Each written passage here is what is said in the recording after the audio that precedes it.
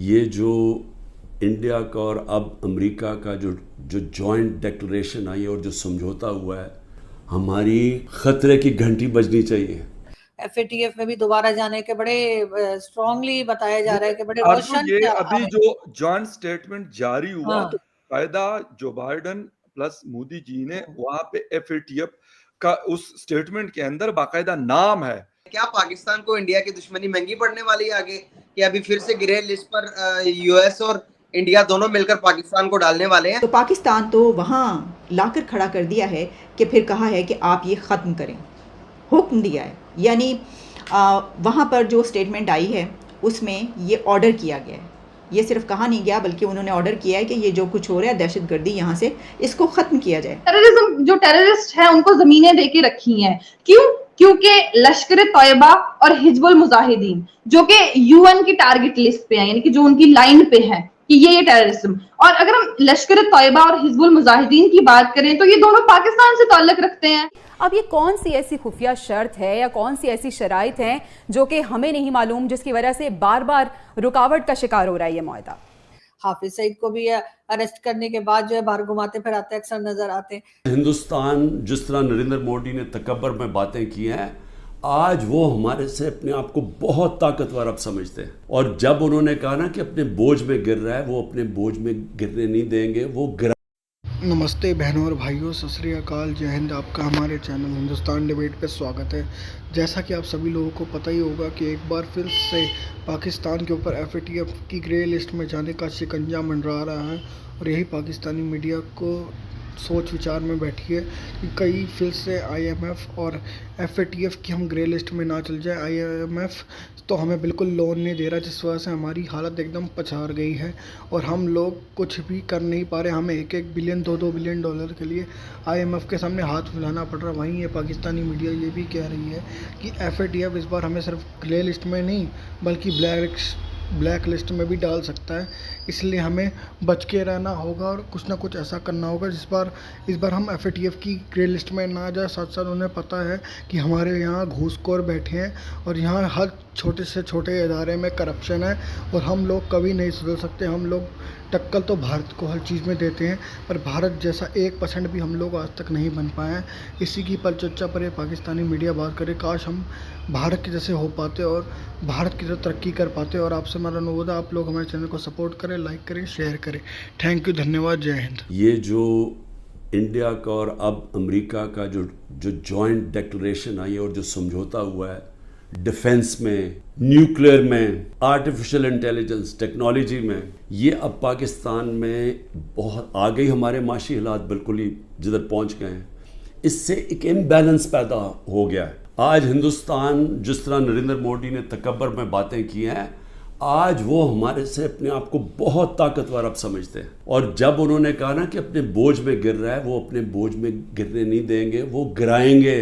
हमेशा जंगें तब लड़ी जाती हैं जब एक फ्रीक समझता है कि वो दूसरे से बहुत ज़्यादा ताकतवर है। रूस जब यूक्रेन में गया तो यूक्रेन का न्यूक्लियर प्रोग्राम ख़त्म हो चुका था और रूस समझता था उनसे बहुत बड़ा ताकतवर है। अमेरिका इराक में और अफगानिस्तान में इसलिए गया कि वो बहुत ताकतवर था उनसे। तो जब हिंदुस्तान ये समझना शुरू हो गया कि वो पाकिस्तान से बड़ा ताकतवर है, हमारी खतरे की घंटी बजनी चाहिए, मुल्क को मुत्तहिद होना चाहिए। हाफिज सईद को भी अरेस्ट करने के बाद जो है बाहर घुमाते फिराते अक्सर नजर आते हैं। तो ये सारी चीजें तो इनसे हो रही नहीं है कि वो बाहर निकल के जो है लोग कुछ भी धमकियां लगा रहे होते हैं। जो इन्होंने टेरर आउटफिट्स बनाई वो इनके गले पड़ी हुई है और एफएटीएफ में भी दोबारा जाने के बड़े स्ट्रांगली बताया जा रहा है कि बड़े रोशन ये अभी जो जॉइंट स्टेटमेंट जारी हुआ तो कायदा जो बाइडन प्लस मोदी जी ने वहां पे एफएटीएफ का उस स्टेटमेंट के अंदर बाकायदा नाम है। उनको कहा गया कि आप अपनी जो चीजें आपकी जिसके थ्रू आप मतलब ब्लैक लिस्ट करते हैं या फिर ग्रे में डालते हैं, तो उसके ऊपर कुछ थोड़े से अमेंडमेंट्स करें उसके अंदर। तो ये बाकायदा उस स्टेटमेंट का हिस्सा है और यकीनन वहां पे पाकिस्तान का नाम क्लियर कट पाकिस्तान का नाम ही लिया। तो मैं यही कह रही हूँ, तो ये चीजें तो चल रही हैं लेकिन ये चीजें तो इनसे कंट्रोल नहीं हो रही हैं और ना शायद ये करना चाह रहे कोई खास। लेकिन हाँ, अपने जो आम पब्लिक है, चाहे वो बलूचिस्तान की हो, चाहे वो सिंध की हो, चाहे किसी भी जगह की हो पाकिस्तान में, उनको तंग करना, उनको उठा के ले जाना, उनको मारना पीटना, ये इनके लिए बहुत आसान काम है और शायद अब इनको इस काम में मजा भी आता है। तो मेरा ख्याल है कि यही इसी वजह से अब ये क्योंकि लोग बात करने लगे ना सिर्फ पाकिस्तान में बल्कि बाहर भी बात होने लगी है इस सिलसिले में इन केसेस के ऊपर, तो ये थोड़ा सा घबराए हुए हैं और यही वजह है कि ये बार बार ये दिखा करना कि देखो जी हमारे साथ तो ये हो गया करके हमदर्दी लेने की कोशिश कर रहे हैं, लेकिन वो चीज इन्होंने इतनी बार रिपीट कर दी है कि अब मुझे लग रहा है कि कहीं इनको लेने के देने ना पड़ जाए, कि अब ये चीज उल्टी ना पड़ जाए। अभी तक जितने लोगों को विजिट करा चुके हैं मेरे ख्याल है यहाँ पर इनको रुक जाना चाहिए इससे पहले कि ये बस इसमें टिकट लगा दें नहीं, देखने टिकट का। तो खैर लगाए या ना लगाए, टिकट उन्होंने और बहुत सारी जगहों पे लगाए हुए, तो शायद यहाँ जरूरत नहीं है। लेकिन मुझे तो लगता है कि ये स्कॉटलैंड यार्ड्स और यूनाइटेड नेशन और MI7 कहीं उनको ना मतलब दावत दी जाए कि यार यूनाइटेड नेशन का एक डेलीगेशन जो है इसको विजिट करे, फिर OIC का एक डेलीगेशन आए इसको विजिट करे, ये भी तो मुमकिन है, हो सकता है इंटरनेशनल एक उसके लिए मतलब कि इंटरनेशनल इशू बनाया जाए। वो कहते हैं ना कि ये 9/11 था पाकिस्तान में। मीटिंग हुई थी, नरेंद्र मोदी जो विजिट करने गए थे अमेरिका की, उस विजिट के बाद अभी FATF के आपने देखा होगा कि एक बहुत बड़ा काम करने जा रहे हैं। क्या पाकिस्तान को इंडिया की दुश्मनी महंगी पड़ने वाली है आगे, कि अभी फिर से ग्रे लिस्ट पर US और इंडिया दोनों मिलकर पाकिस्तान को डालने वाले हैं, इस तरह की कोई प्लानिंग चल रही है? तो इसके बारे में आप कैसे इस चीज को डिफाइन करेंगे? देखिए, मैं आपको थोड़ा सा एक्सप्लेन करके बताती हूँ ताकि ऑडियंस को जो है वो अच्छे से समझ आ जाए। तो वहां पर एक स्टेटमेंट जारी की गई जहां हमारे प्राइम मिनिस्टर नरेंद्र मोदी जी गए और उस स्टेटमेंट में लगभग 48 पैराग्राफ्स थे।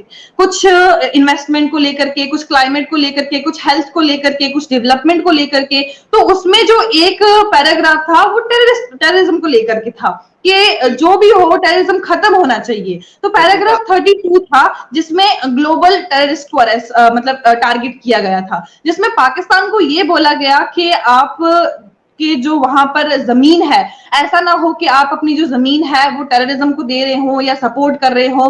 तो उस चीज से वहां पर उनको टारगेट किया, डायरेक्टली टारगेट नहीं किया। उसके बाद हमें क्या देखने को मिला कि पाकिस्तान की गवर्नमेंट जो है वो प्रोटेस्ट कर रही है किसके खिलाफ, जिनके जो ये स्टेटमेंट यूनाइटेड नेशन में जारी की गई, जो हमारे प्राइम मिनिस्टर जी ने जारी की, तो वो एक अलग चीज है। आप उस चीज को देखो मत ना, आप ये देखो कि पूरी स्टेटमेंट में क्या लिखा है, आप वो पूरी स्टेटमेंट पढ़ो।